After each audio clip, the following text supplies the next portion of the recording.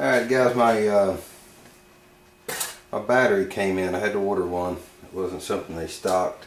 I'm going to go ahead and start filling this guy. I'm going to fill it to the upper line. And we need to let this set. According to the instructions, let it set for an hour before we try to charge it. And you can see, I don't know, I guess you can see on the battery here, there's your upper line, and I'm going to fill each cell. After I get done doing this, I already got the caps off. They recommend you take the plug off for the drain, the overflow, whatever. Take that off first before you fill up. Did that, and I've got all these screws off. Anyway, I'm going to finish filling this thing up, and I'm going to put it on a charge, get it charged up, and then we'll tackle the carburetor, getting it cleaned up and put back together. Alright guys, it's time to scrub it up here. I got it out of the parts cleaner, or the carb cleaner. I'll go over it with water. See if we've got anything else we need to. It needs another soak or whatever. I really doubt, as clean as it was, that I need to soak it anymore. I want to get all everything off of it that dissolved. Looks like it did pretty good. You can see, well, I think you can see. I don't know. Down inside there's a lot of dissolved. See here, you can see here that stuff that dissolved that you gotta wash off of it, and then we'll spray it off with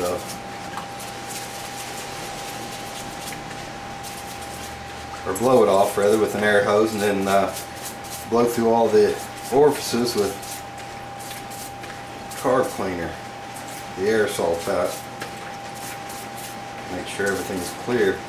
Looks like it came pretty clean, looking good. There was a lot of varnish on this carb. So I'll spare you the details.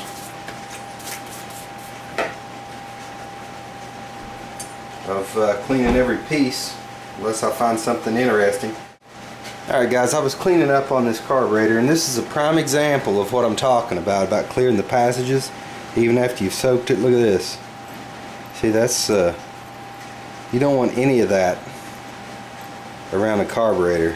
Fresh rebuild. So just see that? That's gotta clear the passages. That doesn't belong anywhere near a fresh rebuild. Alright guys, I'm feeling a little bit of the aggravation that my buddy Big Paul was going through when he was getting his 327 together.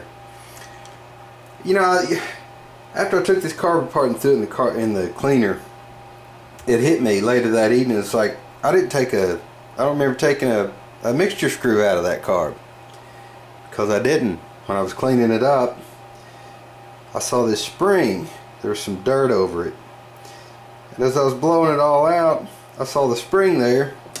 So, you know, I took my pick, I popped it out, and sure enough, somebody's lost the mixture screw. So anyway, I got a hold of the local cycle shop, went down, paid for the parts. It's supposed to be in Wednesday, so I'm held up. I'm going to go ahead and put together on just what I can, you know, because there's a few things I can do. I can still take care of some things with this, but I went ahead and got me a new bowl gasket for it. Went ahead and ordered a new O-ring here where it mounts to the head. But yeah, I'm trucking along on this. I'm going to just clean up the parts and get done what I can get done, and then Wednesday hopefully we can get it fired up. I was really looking forward to firing this thing up today, but those are the brakes. Alright guys, it's time to put this carburetor together. I've got everything laid out here, kind of sorted. I'm gonna start. Let's go ahead and drop these floats. These are marked up, but something you may, if yours aren't marked, you may just want to remember how you took it apart or make a note or whatever. We'll go ahead and drop those in, kind of set that back out of the way. I was a little bummed out about that mixture screw being missing, and this goes on top of the choke solenoid, and it wasn't destroyed, it was just really it's old and it's starting to crack here along the bottom, but it's discontinued. I couldn't get that from my parts guy, so that's a bit of a bummer. I'm going to put this choke solenoid together real quick while I've got that on my mind. Pretty much you just, let me go ahead and take it back apart here. You just throw the spring on the solenoid and throw your nut on it and then push that over. Now I'm not going to be able to show you on camera because my hands would be in the way, but this just goes around the edge of that and it'll hold it all together.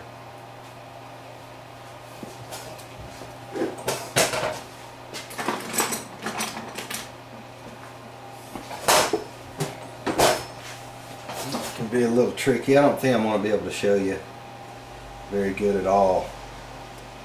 Well, maybe so.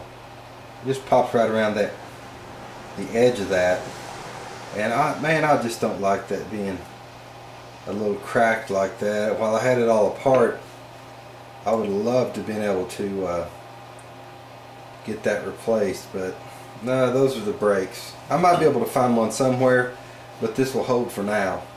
This has a slot. Okay, I'm putting this on here. It's got a slot there in where you have the tang that flips up over the edge of your nut. That fits on.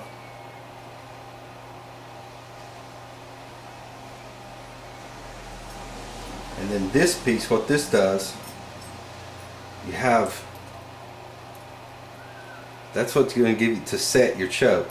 It's just puts a bit of spring tension like that. And I'm trying to do this with I need extra 2 hands really to do all this, but I'm going to try to do it anyway. Get the solenoid down through here.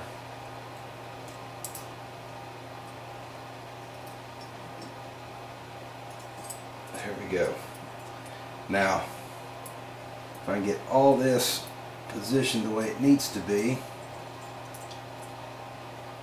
should be able to get it. Okay. There we go. That's how it's going to look. Your main choke arm, the little piece that flips up over so you can stake down the, well, you're not staking it down, but to hold tension on this brass part of the solenoid, and then this through here. Finally got all that shoehorned in there. Now I'm going to just go ahead and tighten this nut down, and then we can fold that little washer up over the edge of our nut so it doesn't back off.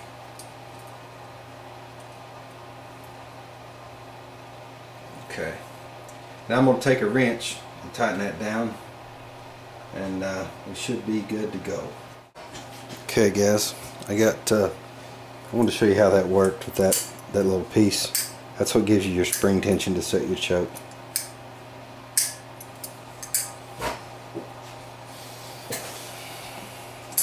Okay, now I need to get, just going to take a little screwdriver, a pair of pliers, and I'll bend the tab up, keep the nut from backing off.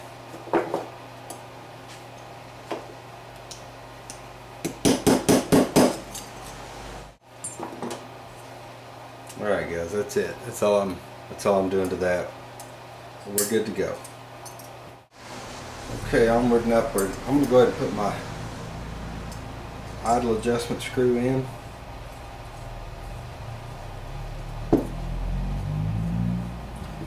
We turn this thing out 5 1/4 screws.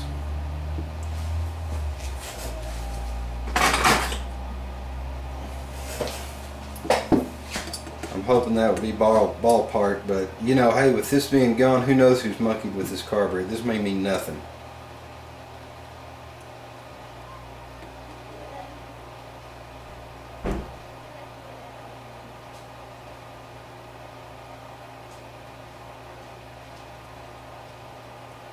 5 1/4.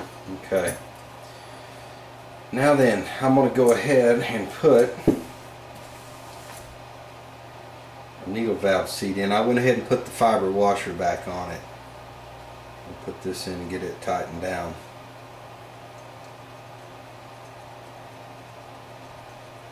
I think that was a 10 millimeter. If I remember correctly. Okay, got that snug down. Now the needle valve and seat look like they were pretty good, so I didn't even order that. I remember when I took this thing apart, I made note that this tab, this little tab, goes up.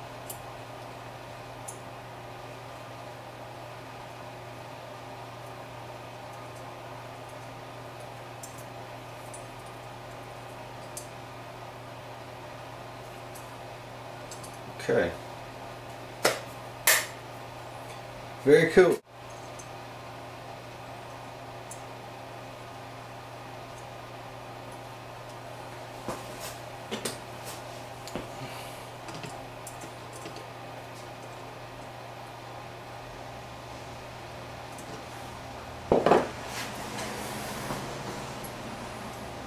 Pretty straightforward there, guys. The bad thing about it is I'm not going to be able to finish because I'm waiting on my bowl gasket and my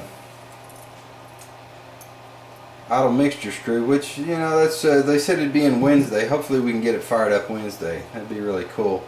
But I am going to go ahead and just snug this thing down, just put the screws in it, and that way I don't lose my floats or anything like that. I'm trying to get as many parts buttoned up as I can. I'm just this bowl drain, it had aluminum washer on it, just for in case you were curious about why I didn't put a gasket on. I left the one that was on it on there.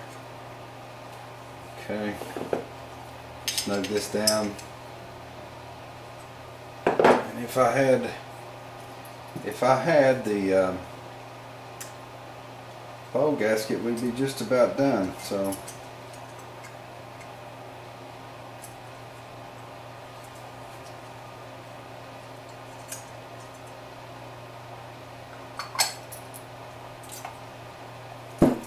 but this will just go and throwing these screws in here. This will keep me from losing parts.